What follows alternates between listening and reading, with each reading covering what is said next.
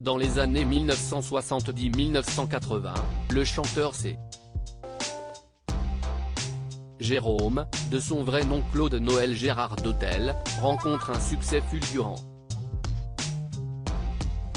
Certains de ses titres, à l'image de Kiss Me, 1972, Himalaya, 1972, Si Estime-moi, 1974, Sinodi, 1976, et Tu danses avec lui, 1985, sont encore aujourd'hui ancrés dans la culture musicale française et ont bercé l'adolescence de nombreux Français.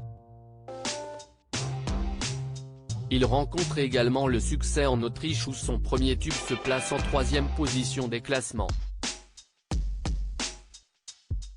La Belgique, la Suisse et l'Allemagne sont également sous le charme du jeune Parisien. En Italie et en Espagne, il est connu sous le nom de Geronimo. Mais derrière cette carrière brillante se cache également un époux et un père comblé. Dans les années 1970, il rencontre Annette avec qui il se marie. Fous amoureux, les tourtereaux deviennent parents d'une petite Caroline, née en 1977. Mais le couple a mis très longtemps avant d'annoncer l'heureuse nouvelle. Dans une interview accordée au magazine Ici Paris en 2020, la veuve a révélé la raison de cette initiative, adulée par de nombreuses femmes, c'est Jérôme tenait à son image. Il ne fallait pas trop que ça se sache à l'époque. Alors, on s'est un peu caché.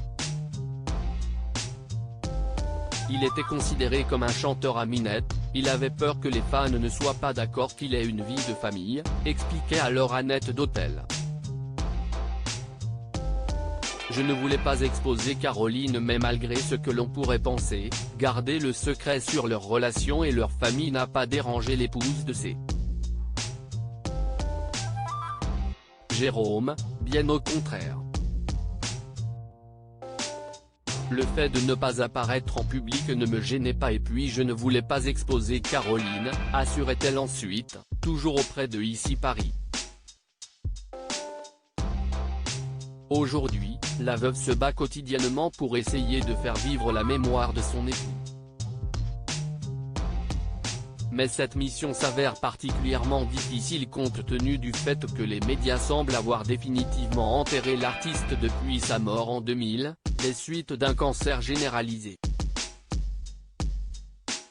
Les maisons de disques, les radios sont passées à autre chose.